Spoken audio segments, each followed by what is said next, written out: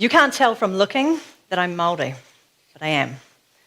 You can't tell from looking that I'm autistic, but I am. You can't tell who's who by looking anymore. There is no normal. There is no real world, only the one we decide and the one we create. You know what you never hear? Conversations that go, how's your kid doing at school? Oh, she's ordinary. We're so proud. Or, have a great day at school, son. Be normal. No one is excited about normal, and yet we're still so scared of different. For every 9 boys diagnosed with high-functioning autism, there is 1 girl. But we're not rare, we're hidden. Our ability to camouflage our symptoms and mimic normal makes us a challenge to identify and diagnose. Like me, many autistics are only diagnosed as adults, either due to their own child's diagnosis or a crisis too big to camouflage. When I was diagnosed as an adult, I suddenly saw my whole life through a different filter. I was okay. Some of my weaknesses were strengths. Some of my strengths were superpowers. Suddenly, I was not weird. I was not alone. Ane angio. This is me. I've always been different. As a baby, I cried at sad TV commercials. As a child, I wrote horror scripts, but passed out at school when I heard the crucifixion story. I was super clever, but super weird. Oversensitive, too sensitive. On the outside, I did well at school. I had the required number of friends. I blended. But on the inside, I knew I was different, alien. I wasn't real. I wasn't like the others. I wasn't like anyone. As humans, we look for sameness. Biologically, it's how we're designed. It's survival, because the opposite of normal is different, and different is death. You know how you can tell when someone's different, a little bit off? Well, we can tell that you can tell. You give it away with changes in your body language, your micro-expressions, the words that you use, all the little signs of rejection that I've been reading and adapting to since I was a child. So you don't know how weird I am. So you think I'm normal. And it's exhausting. I aced my schoolwork. I aced my driver's license, the theory, and then I failed the practical exam over and over and over. If I had known that autistics either don't drive, restrict their driving, or get their license later in life, would I have gone for my license? Would I have kept going until I got it? The job where I got fired for pacing, the job where I cried under my desk, the job where I was defiant with authority, the job where I had a physical reaction to the lying. If I had known these were common signs of autism, if I had known more than 80% of us don't work, would I have been kinder to myself while I figured out where I fit? So now I'm crying in the phone box. I was a teenager and I had just bowled into a Toastmasters meeting for the first time. It did not go well. I was waiting for Mum to come and pick me up, and at that meeting, people I had never met patted me on the back and said, "There, there." I had spoken so quickly, so erratically, and so self-consciously, they thought I was never coming back. They were so right. How did another thing feel so wrong to me? I was having a good cry. And then it hit me. I don't want there to be any more things that feel so wrong to me. I knew that if I wanted to be something amazing, if I wanted to do anything amazing in this world, I would at least need to be able to speak. 60 seconds of normal shouldn't be too much to ask. I would go back to Toastmasters. I would keep going back as long as it took, no matter what it took, and make it work. I was underage when I joined. Toastmasters is R18. Who knew? No one expected a kid to want to join. No one asked. So every week, I went along to the meetings. Every week, I hoped for a car accident. Not a big one, just enough for a quick check-in at the hospital, back to my day, public speaking free. I never got the car accident, but I did get better. I still feel completely sick before I speak, but the texture of the feeling is more like excitement than dread now. Toastmasters was my university. It was also a huge equaliser. Because, as Seinfeld says, no matter who you are or what you do, nearly everyone would rather be in the coffin than giving the eulogy. Neurodiversity is the understanding that humans are diverse in their brain function. This includes attention deficit hyperactivity, Tourette's, autism, giftedness, among others. Neurodiversity is running on Windows when everyone else is on Mac. It's not bad, it's just different. But the thing with feeling different and not having a reason, not having a diagnosis, is you blame yourself. Clearly, everyone else is coping with these perfectly normal human things. No one else wants to puke when schedules change. No one else would rather peel off their own skin than wear rough, touchy jeans. No one else is freaking out because the supermarket is a nightmare.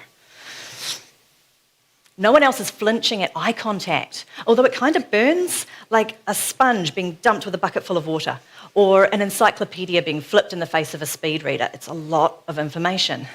Eye contact, the basic building block of human communication. Clearly, I was defective, I was weak, I was alone, and I would just have to work harder. I trained myself to override all the stress signals. So when my body said, everyone else drives, I don't want to drive, do it. Everyone else hangs around with people, I don't want to, do it. I trained myself to override the stress signals, and they built up.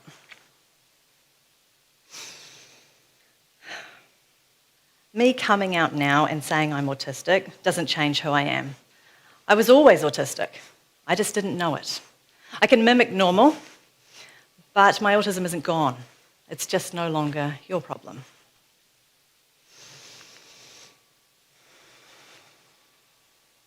So I mimic normal. I pretend that things don't hurt, that they don't make my skin crawl. Lights too bright, too sudden, sound too loud, too much, monotonous, grating, scrapey. Eye contact feels physical. Physical touch feels like an imprint. And then there's clothing, furniture, texture, food. As you can imagine, I am super fun to live with.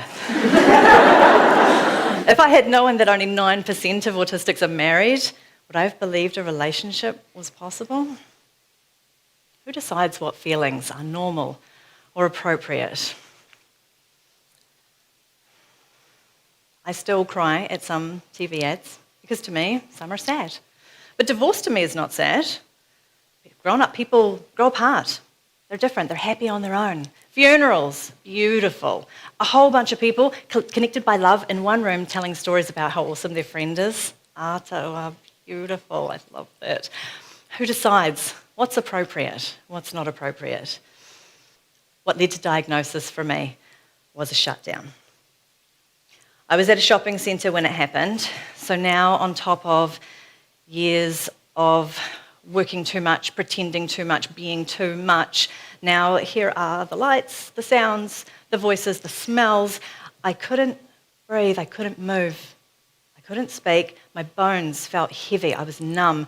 I got to a seat, but I wasn't there. I was way down in the quiet. I don't remember how I got home. Thank you, husband. But I remember waking up a few days later and being really scared. My body was done with being dragged around by my brain. It was over. Here's the deal. Shutdown is a result of sensory overload, and it can come on all of a sudden or over a long period of time. It can either be a shutdown, as it was with me, or it could be a meltdown. Lots of people are familiar with meltdowns. This is a temporary loss of control, and it can be a physical outburst, crying, screaming, kicking. It's not the same as a tantrum. It's not being spoiled or naughty. It's not a kid's bad parents or an adult's lack of self-control. It is a physical reaction. Like sneezing, like smiling, it is a breaking point after a build-up. Give someone having a tantrum what they want and they'll stop. But for an autistic, once you reach meltdown or shutdown point, you're already gone. For our loved ones, it's just a matter of riding out the storm in the best ways they can. Can we have a shout out to the loved ones? The sisters, the siblings, the brothers, the partners, the children who changed their lives. They honour our sensitivities even though they don't feel them. They cut the scratchy tags out of clothes, they limit their activities, they lower their volume. You guys change hundreds of things about your lives so we can be in it. And it is everything. The diagnosis came in, autistic. Well, that can't be right. I know autism. I've seen Rain Man. I am not like that. Autism is a disability. It is a disorder. Autism is a way of processing the world, and I am exactly like that. My diagnosis classifies me as high functioning. That sucks. As much as saying someone is low functioning totally dismisses their strengths, saying I'm high functioning discounts my shutdowns. It ignores all the ways I've rigged up my life to cope with the stress. It totally overlooks the millions of little decisions and steps and techniques I use to survive by passing as normal. High functioning is as natural for me as asking anyone to rewire who they really are for the comfort of the majority. Just as easy as sending Ellen to conversion camp, or as easy as making everyone left-handed. When you break a bone, nobody says, walk it off, get hard. They know that in a moment you can cause physical damage that takes weeks to undo. Same with autistic shutdown. I can look normal. I can use my desensitized brain to drag my body around. I can smile and nod and speak, but I will go home and sleep for 2 days.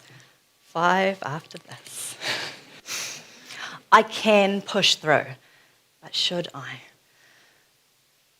I will be broken for longer because everything in me fights my body telling me to slow down. The best thing about being diagnosed late is I wasn't raised with a disability.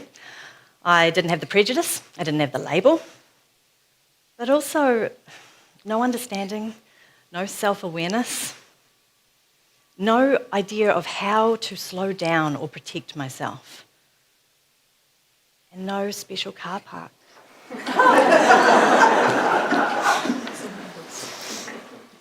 I can keep hiding in plain sight, but I don't want to anymore. So this is it. I am out. I'm still figuring it out. I'm getting used to the language. For me, I don't have autism. I do not suffer from autism. I'm tangata waitaki wātanga, an autistic person. It's who I am. It's how I'm wired. Until now, I haven't told many people. I don't want to be treated differently. I don't want to be babied or tolerated.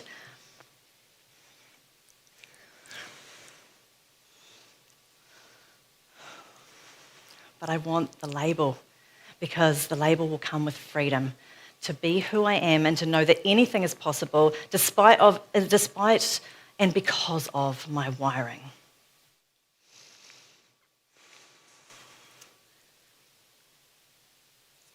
I've been pretending to be normal for a long time, and I'm used to being weird.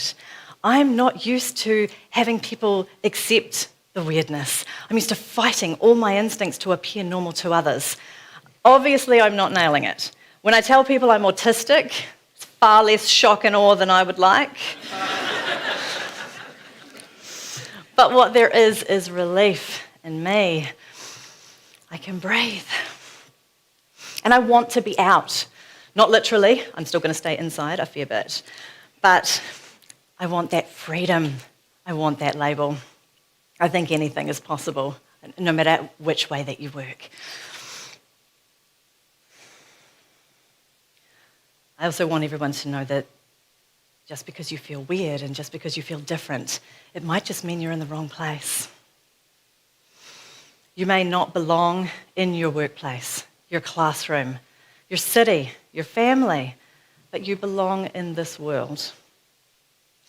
Just because someone's autistic, it doesn't mean they have a special gift. They have a special gift, special gifts, because they're human. We all are. That's your ticket. You were born. You're here. You made it. You fit and you belong in this world. E waka e ke noa. We are all in this together.